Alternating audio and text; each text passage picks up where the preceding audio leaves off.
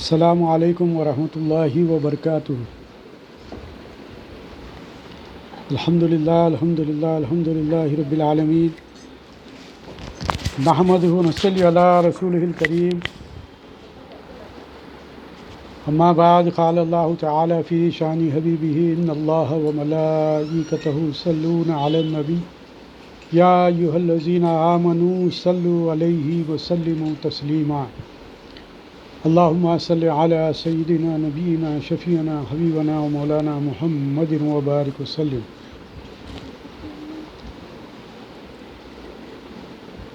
رب اشرح لی صدری ویسر لی امری واحلل عقدۃ من لسانی یفقہوا قولی۔ صدق اللہ العلی العظیم۔ الحمدللہ ثم الحمدللہ کہ ہم نے سورہ فاتحہ کے درس کا آغاز کیا، اور جیسے کہ سورہ فاتحہ دو حصوں میں تقسیم ہے، ایک یہ کہ اللہ تبارک و تعالیٰ جس میں حمد و ثنا بیان کی جاتی ہے، الحمدللہ رب العالمین، تمام تعریفیں اللہ ہی کے لیے جو رب ہے تمام عالموں کا، الرحمن الرحیم، جو تمام جہانوں کا پالنے والا، بہت بخشش کرنے والا، بڑا مہربان ہے، مالک یوم الدین، روز جزا کا مالک، یعنی قیامت کے دن کا مالک۔ دوسرا حصہ دعا پر مشتمل ہے، یعنی یہ کہ اللہ تبارک و تعالیٰ پر ہمارا کامل ایمان و یقین کہ وہ ہمارا پالنے والا رب ہے، اور اسی کی ہم عبادت کرتے ہیں اور اسی سے مدد مانگتے ہیں۔ ایاک نعبد و ایاک نستعین۔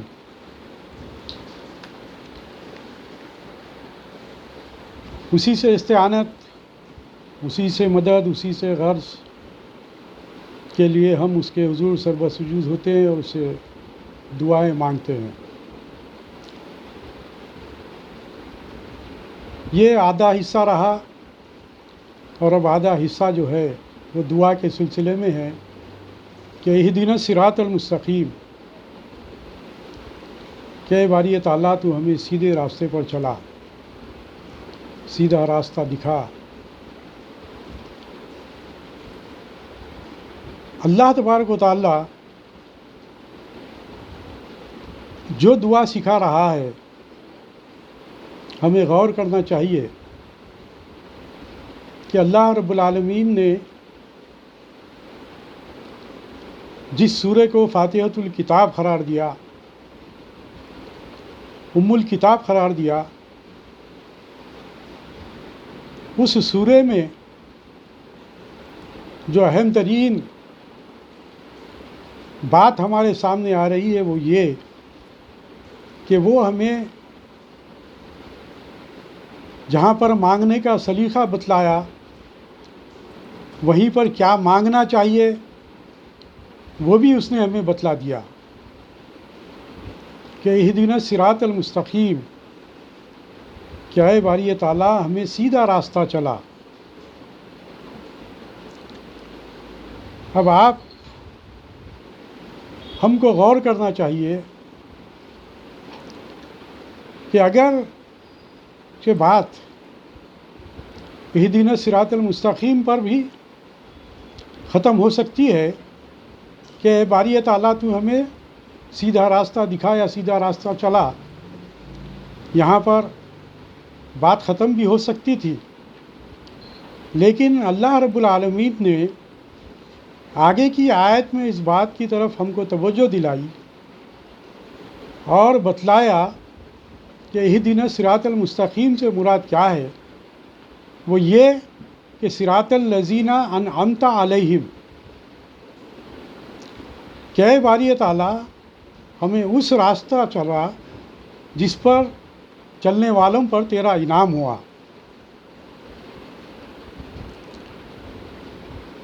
یہ اللہ تبارک و تعالیٰ کی سکھلائی ہوئی دعا ہے۔ ذرا غور فرمائیے آپ کہ وہ جو ہمیں سکھلا رہا ہے، میں بار بار اس لیے یہ بات کہہ رہا ہوں کہ کس قدر اہم ترین بات ہوگی جس کو اللہ رب العالمین نے بندوں کو سکھلایا ہے اور بتلایا ہے، اور جو دعا کرنے کے لیے تعلیم دی ہے، وہ دعا کیا ہے؟ وہ دعا صراط مستقیم پر چلنے کی دعا ہے۔ صرف صراط مستقیم پر چلنے کے لیے ہم سے دعا نہیں کروا رہا ہے، بلکہ اس کے ساتھ ساتھ اس نے اس بات کی بھی وضاحت کر دی۔ ذرا تھوڑا سا ہم غور و فکر کریں تو ہمارے قلب و ذہن کے گوشے کھلیں گے کہ صراط الذین انعمت علیہم، کہ ان کے راستے پر چلا جن پر تیرا انعام ہوا۔ کن پر انعام ہوا؟ قرآن مجید میں آگے اللہ تبارک و تعالیٰ ایک مقام پر ارشاد فرماتا ہے کہ وَمَن يُطِعِ اللَّهَ وَالرَّسُولَ فَأُولَٰئِكَ مَعَ الَّذِينَ أَنْعَمَ اللَّهُ عَلَيْهِمْ مِنَ النَّبِيِّينَ وَالصِّدِّيقِينَ وَالشُّهَدَاءِ وَالصَّالِحِينَ وَحَسُنَ أُولَٰئِكَ رَفِيقًا۔ یعنی اس کا مطلب و مفہوم یہ ہے کہ اور جو اللہ اور اس کے رسول صلی اللہ علیہ وسلم کی اطاعت کرتے ہیں، وہ قیامت کے روز ان لوگوں کے ساتھ ہوں گے جن پر اللہ نے انعام کیا۔ کس پر انعام کیا؟ یہاں پر یہ بتلا رہا ہے کہ من النبیین والصدیقین والشہداء والصالحین، یعنی انبیاء، صدیقین، شہداء اور صالحین۔ اور اللہ تبارک و تعالیٰ کہہ رہا ہے کہ ان کے ساتھ ان کی رفاقت ہوگی۔ اس طرح اس بات کی بھی اللہ تبارک و تعالیٰ نے وضاحت کر دی کہ انعام یافتہ لوگوں کا یہ راستہ اطاعت الہی اور اطاعت رسول صلی اللہ علیہ وسلم ہی کا راستہ ہے، نہ کہ کوئی اور راستہ۔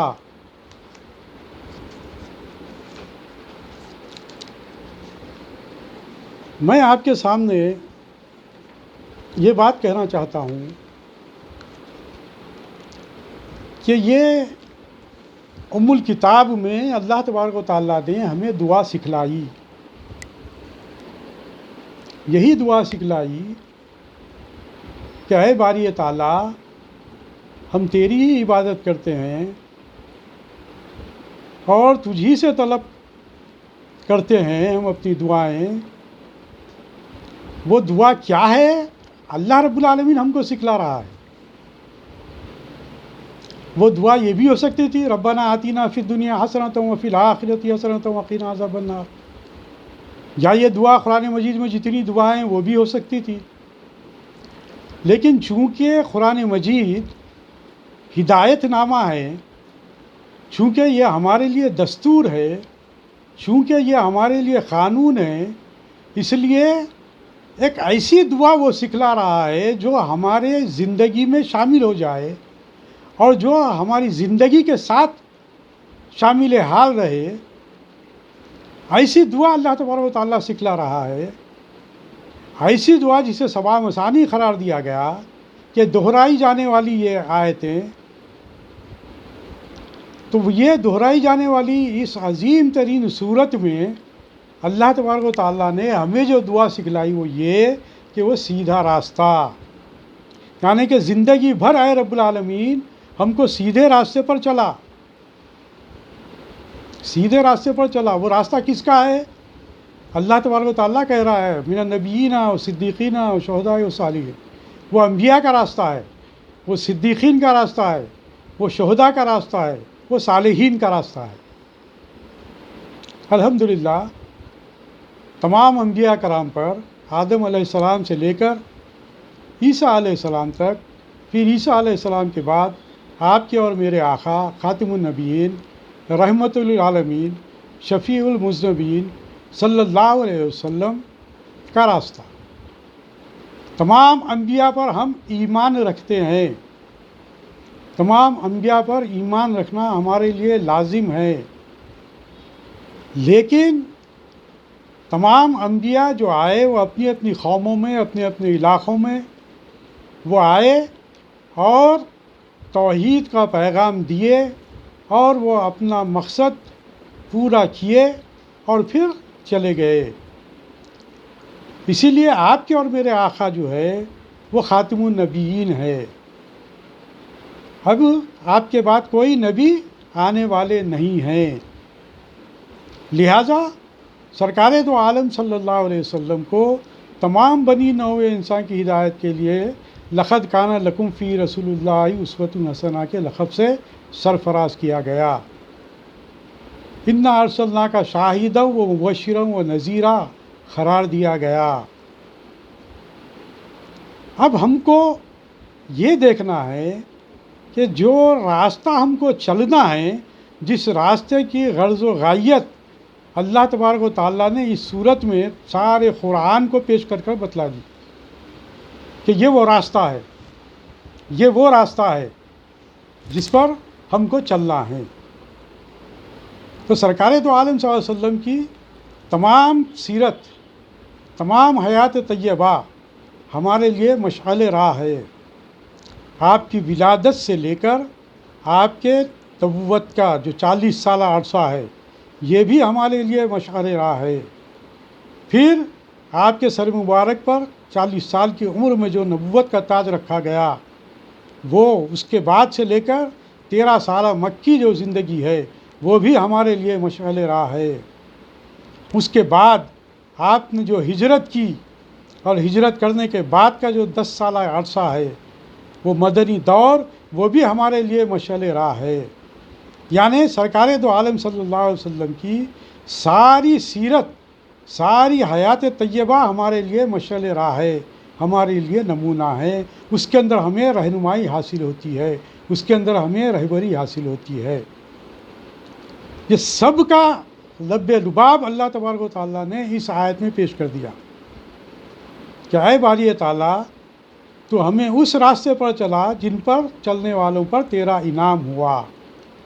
اب الحمدللہ ثم الحمدللہ کہ ہم ہمیشہ ہمیشہ الحمدللہ روزانہ قرآن مجید کی تلاوت کرتے ہیں، تو اس کا آغاز سورہ فاتحہ ہی سے کرتے ہیں، کیونکہ ہم ہدایت کے طلبگار ہیں، ہدایت کے طلبگار ہیں۔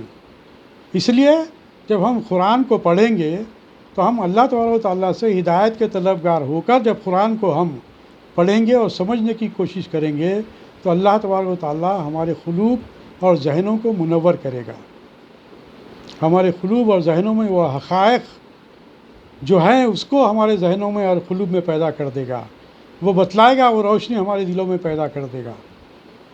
اب ہم یہ سورت کو ہمیشہ پڑھتے ہیں، اس سورت کو کسی نہ کسی صورت میں ہم پڑھتے ہیں، اس سورت کے جو آیات ہے اس کا ہم کسی نہ کسی طریقے سے ہم اظہار کرتے ہیں۔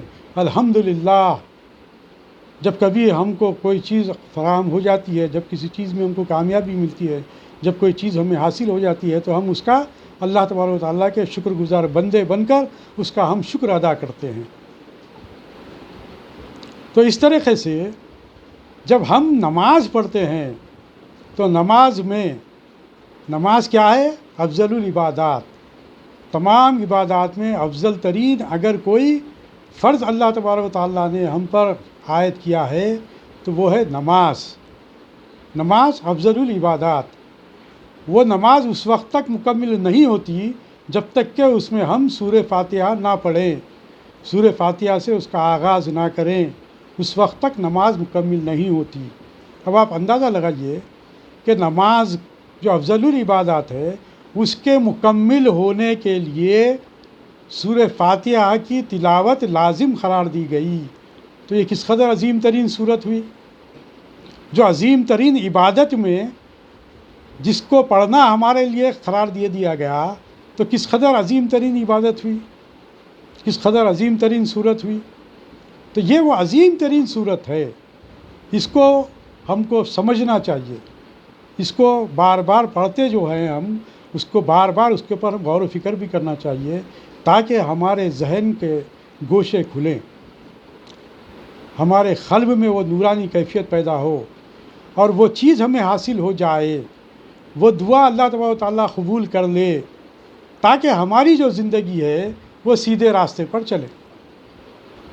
وہ دعا قبول ہوگی تبھی ہم سیدھے راستے پر چل سکیں گے، ورنہ معاملہ تو یہ ہے، نماز میں تو ہم برابر دہرائی جانے والی ان آیت کو دہرا رہے ہیں، پڑھ رہے ہیں اس صورت کو، لیکن اس کی اصل حقیقت کو ہم نہیں جانتے، جس کی وجہ سے اس کی حقیقت تک ہم نہیں پہنچ پا رہے ہیں، یا نہیں پہنچ پائے، جس کی وجہ سے یہ دعا اللہ تبارک و تعالیٰ تک نہیں پہنچی، یا پھر پہنچی ہے تو پھر اس طرح نہیں پہنچی جس طرح ہمارے قلب کے حساب سے، خشوع و خضوع کے حساب سے ہم وہ نماز کو ادا کرتے، اور پھر ہم جو ہے سو اس کو ادا کرتے تو وہ اللہ تبارک و تعالیٰ کے دربار میں قبول ہوتی۔ تو پھر ہماری زندگی جب اگر یہ دعا قبول ہو گئی تو پھر ہماری زندگی الگ راستوں پر کس طرح چل رہی ہے؟ جس طرح اللہ تبارک و تعالیٰ نے یہ دعا سکھلائی، بتلائی کہ باری تعالیٰ ہمیں سیدھے راستے پر چلا، ان کے راستے پر چلا جن پر تیرا انعام ہوا۔ اب اس کے بعد اللہ تبارک و تعالیٰ نے اس کی اور وضاحت کر دی اور یہ بات بتلا دی کہ ہم اللہ تبارک و تعالیٰ سے اس بات کی بھی دعا کر رہے ہیں، کیا؟ غیر المغضوب علیہم ولا الضالین، آمین۔ کیا اے باری تعالیٰ تو ہمیں اس راستے پر مت چلا جن پر چلنے والوں پر تیرا غضب ہوا اور جن کو اختیار کرنے والے گمراہ ہوئے۔ اور یہ بات روایات میں یہ بات آتی ہے کہ غضب کس پر ہوا، تو روایات میں یہ بات آتی ہے کہ یہ غضب ان پر ہوا جنہیں ہم یہودی کہتے ہیں، جو بنی اسرائیل ہیں، جو موسیٰ علیہ السلام کی قوم ہے۔ آج جو بنی اسرائیل ہیں، جو یہودی ہے، ان پر اللہ تبارک و تعالیٰ کا غضب ہوا۔ یہ گمراہ کون ہے؟ عیسائی ہے، نصرانی ہے۔ تمام ائمہ کرام کا اس بات پر اتفاق ہے کہ اس تعلق سے یہ بات وضاحت کے ساتھ کہہ دی گئی، بتلا دی گئی کہ غیر المغضوبی سے مراد یہود ہے اور ولا الضالین سے مراد نصارہ ہے، یعنی عیسائی ہیں۔ اب ہم کو سوچنا چاہیے کہ ہم دعا کیا کر رہے ہیں۔ معافی کے ساتھ عرض کروں، آپ لوگوں کے ذہن میں اس بات کو میں پیدا کرنا چاہتا ہوں کہ ہم اللہ تبارک و تعالیٰ کی سکھلائی ہوئی دعا کو بار بار پڑھ رہے ہیں اور دعا مانگ رہے ہیں کہ اے باری تعالیٰ ہم تیری ہی عبادت کرتے ہیں اور تجھی سے مدد مانگتے ہیں، اور وہ مدد یہ مانگتے ہیں کہ تو ہمیں سیدھا راستہ چلا، ان کا راستہ چلا جن پر تیرا انعام ہوا، اور ان کے راستے پر مت چلا جن کے راستے پر چلنے والوں پر تیرا غضب ہوا، اور ان کے راستے پر مت چلا جو گمراہ ہوئے۔ اب آپ بتلائیے، ہم کو چاہیے کہ یہاں پر ہم اپنی زندگیوں کا جائزہ لے لیں، ہم اس بات پر غور و فکر کریں کہ کیا ہم جو دعا کر رہے ہیں کیا وہ دل سے کر رہے ہیں، یا جو دعا کر رہے ہیں اس کو ہم جانتے ہیں کہ کیا دعا کر رہے ہیں، یا پھر جو دعا کر رہے ہیں اس پر ہمیں پورا یقین ہے کہ ہم جو دعا کر رہے ہیں اللہ تبارک و تعالیٰ اسے قبول کرے گا تو ہم سیدھے راستے پر گامزن ہو جائیں گے۔ تو کیا پھر ہم جب اللہ رب العالمین کو سب کچھ مانتے ہیں، اور وہ ایسا رب ہے جو قرآن مجید کے مختلف آیات میں یہ بات کہی ہے کہ تم میری سے دعا مانگو، میں تمہارے شہرک سے قریب ہوں، میں تمہاری دعاؤں کو سننے والا ہوں، تمہاری دعاؤں کو قبول کرنے والا ہوں، تم مجھ سے دعا مانگو۔ ایسے رب سے ہم دعائیں مانگ رہے ہیں، تو پھر ہم کو اپنا جائزہ لینا چاہیے کہ کیا ہم صراط مستقیم پر قائم ہیں؟ کیا ہم صراط مستقیم پر چل رہے ہیں؟ جو انبیاء کا راستہ ہے، جو آپ کے اور میرے آقا کا، خاتم النبیین محمد رسول اللہ صلی اللہ علیہ وسلم کا جو راستہ ہے، کیا ہم اس راستے پر چل رہے ہیں؟ یا جو لوگ سرکار دو عالم صلی اللہ علیہ وسلم کو دیکھ کر، سرکار دو عالم صلی اللہ علیہ وسلم پر ایمان لا کر، جنہوں نے اپنی زندگی ان کے ساتھ گزاری، صحابہ کرام رضوان اللہ تعالیٰ علیہم اجمعین، جنہوں نے سرکار دو عالم صلی اللہ علیہ وسلم کے بتلائے ہوئے راستے پر چل کر کامیابی حاصل کی، کیا ہم ان کے راستے پر چل رہے ہیں؟ جو صدیقین کا راستہ ہے، جو شہداء کا راستہ ہے، کہ جنہوں نے پورے دل سے گواہی دی کہ اشہد ان لا الہ الا اللہ و اشہد ان محمد رسول اللہ، جو یہ ایمان ہم رکھتے ہیں، تو کیا ہم یہ دل سے ہم گواہی دے پا رہے ہیں؟ یا پھر ان سب کو پیش نظر رکھ کر اللہ کے نیک بندے، جنہیں اللہ تبارک و تعالیٰ نے صالحین قرار دیا، جو صالح بندے ہیں، کیا ہم ان کا راستہ اپنایا ہے؟ کیا ہم ان کے راستے پر ہم چل رہے ہیں؟ ہم کو اپنا جائزہ لینا پڑے گا، ہم کو غور و فکر کرنی پڑے گی۔ اس کو ہم ایسے ہی سطحی ہم بیان کر دینا مقصود نہیں ہے، یا ایسے ہی ہم کو سن لینا مقصود نہیں ہے۔ ہم کو سمجھنا چاہیے کہ ہم جو پڑھ رہے ہیں، جو دعا مانگ رہے ہیں، اتنی عمر ہماری ہو گئی ہے، اس کے باوجود کیا اس دعا پر ہم گامزن ہیں؟ کیا اس دعا کے تحت اپنے آپ کو ڈھالنے کی کوشش کی ہے؟ کیا پھر غیر المغضوب علیہم ولا الضالین کا جو راستہ ہے، جن پر چلنے والوں پر اللہ کا غضب ہوا، ان سے ہم بچنے کی کوشش کیے ہیں؟ کیا ان کے راستے سے ہٹ کر چلنے کی کبھی کوشش کی ہے؟ جیسا کہ علامہ اقبال نے کہا، وضع میں تم ہو، وضع میں تم ہو، نصارا تو تمدن میں ہنود۔ آج ہم اپنی زندگیوں کا جائزہ لیں، آج ہم اپنی زندگیوں کا جائزہ لیں۔ علامہ اقبال نے جو نقشہ کھینچا، کیا ہم اس طرح اپنی زندگی نہیں گزار رہے ہیں کہ وضع میں تم ہو، نصارا تو تمدن میں ہنود؟ یہ مسلمان ہیں جنہیں دیکھ کر شرمائے یہود، جنہیں دیکھ کر شرمائے یہود۔ یوں تو سید بھی ہو، مرزا بھی ہو، افغان بھی ہو، یوں تو سید بھی ہو، مرزا بھی ہو، افغان بھی ہو، تم سبھی کچھ ہو، بتاؤ تو مسلمان بھی ہو۔ تم سبھی کچھ ہو، بتاؤ تو مسلمان بھی ہو۔ تو ان چیزوں کو ہم کو پیش نظر رکھنا پڑے گا کہ ہم ادھر نماز پڑھ رہے ہیں، ادھر ہم نماز پڑھ رہے ہیں، اور ادھر دعائیں مانگ رہے ہیں کہ اے باری تعالیٰ ہمیں صراط مستقیم پر چلا، ان کے راستے پر جن پر تیرا انعام ہوا۔ اے باری تعالیٰ ان کے راستے پر مت چلا، اے باری تعالیٰ ان کے راستے پر مت چلا، اے باری تعالیٰ ان کے راستے پر مت چلا۔ جو یہودیوں کا راستہ ہے، جو نصرانیوں کا راستہ ہے، ان کے راستے پر اے باری تعالیٰ مت چلا۔ لیکن ادھر ہم نماز پڑھے، ادھر سلام پھیرے، باقی ہماری ساری زندگی پوری یہود و نصارہ کی زندگی کی طرح گزر رہی ہے۔ معافی کے ساتھ عرض کروں، ہمارے کھانے پینے کا طرز، ہمارے اٹھنے بیٹھنے کا طریقہ،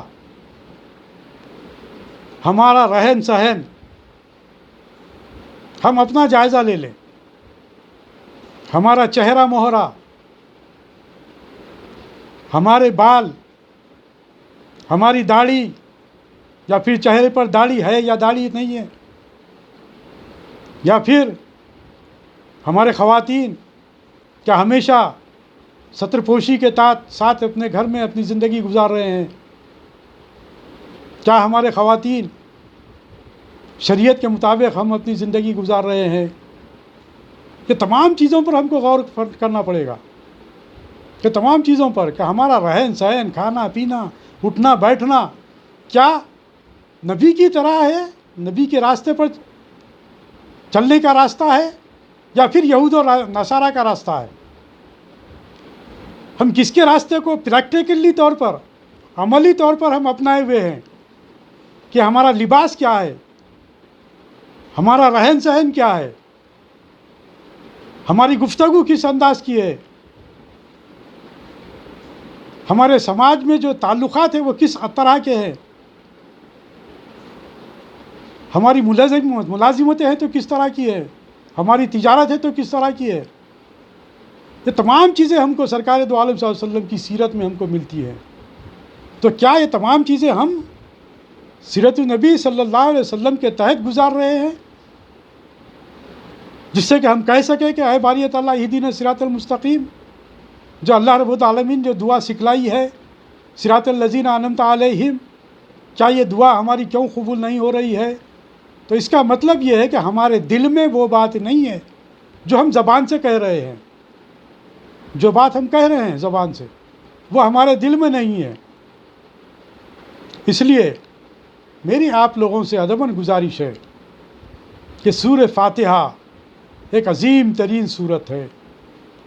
اس کی ہم تلاوت کرتے ہیں، اس کو بار بار پڑھتے ہیں، اور بار بار پڑھنا ہمارے لیے لازم ہے، اور وہ بھی عظیم ترین عبادت نماز کے لیے فرض قرار دی گئی ہے.